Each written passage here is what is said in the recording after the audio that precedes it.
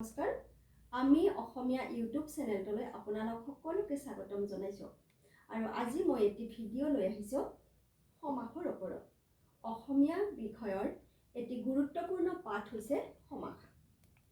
আৰু এই সমাসৰ বিষয়ে মই কিছু কথা এতিয়া আগবঢ়াম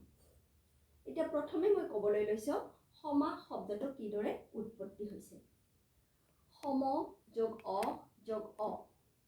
সম উপসৰ্গ অধাতু আৰু তাৰ লগত অপৰসৰ্গ লগ লাগি সমাস শব্দটো গঠিত হৈছে আৰু সমাস শব্দৰ অৰ্থ হৈছে সংক্ষিপ্ত মিলন সমাস শব্দৰ অৰ্থ কি সংক্ষিপ্ত মিলন এতিয়া আহক সমাস কাক বোলে পাৰস্পৰিক অৰ্থৰ সংগতি থকা দুই বা ততোধিক পদ লগ লাগি একপদ হোৱাকে সমাস বোলে সমাস কাক বোলে পাৰস্পৰিক অৰ্থৰ সংগতি থকা দুই বা ততোধিক পদ লগ লাগি একপদ হোৱাকে সমাস বোলে এতিয়া আমাৰ জানিবলগীয়া কথা হ'ল পাৰস্পৰিক অৰ্থৰ সংগতি মানে কি পাৰস্পৰিক অৰ্থৰ সংগতি বুজাবলৈ হ'লে মই এটা উদাহৰণেৰে সৈতে বুজাই দিছোঁ এতিয়া আমি সকলোৱে বিনা পানী শব্দটো জানো হয়নে বিন এবিধ বাদ্যযন্ত্ৰ আৰু পানী মানে হৈছে হাত অৰ্থাৎ বিনা আছে পানীত যাৰ মানে কি হৈছে বিনা বাদ্যযন্ত্ৰ হাততে থাকে ভৰিত নাথাকে হয়নে আমি যদি কওঁ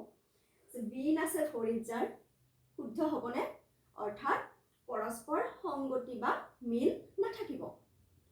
গতিকে এইটোৱে হৈছে পাৰস্পৰিক অৰ্থৰ সংগতি গতিকে এতিয়া চাওক বিনা আছে পানীত যাৰ বিনা পানী অৰ্থাৎ বিনা নামৰ বাদ্যযন্ত্ৰটো যাৰ হাতত আছে সেয়া হৈছে বিনা পানী বিদ্যাৰ অধিষ্ঠাত্ৰী দেৱী সৰস্বতী গতিকে আমি সকলোৱে এতিয়া বুজিলোনে সমাস কাক বোলে আৰু পাৰস্পৰিক অৰ্থৰ সংগতি মানে ন কি এতিয়া কথা হ'ল আমাক সমাসৰ ব্যৱহাৰ কিয় লাগে আমাক কিয় লাগে সমাসৰ ব্যৱহাৰ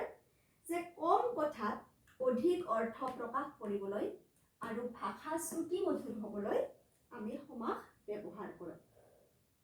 সমাস কিয় ব্যৱহাৰ কৰা হয় যে আমি কম কথাতে যাতে অধিক অৰ্থ প্ৰকাশ কৰিব পাৰোঁ আৰু ভাষা শ্ৰুতি মধুৰ অৰ্থাৎ শুনিবলৈ শুৱলা হয় তাৰ বাবে আমি সমাসৰ ব্যৱহাৰ কৰোঁ ছাত্ৰ ছাত্ৰীসকল আজিৰ ভিডিঅ'টি ইমানতে সামৰিছোঁ আকৌ পাছত মই সমাসৰ যিবোৰ উপাদান আছে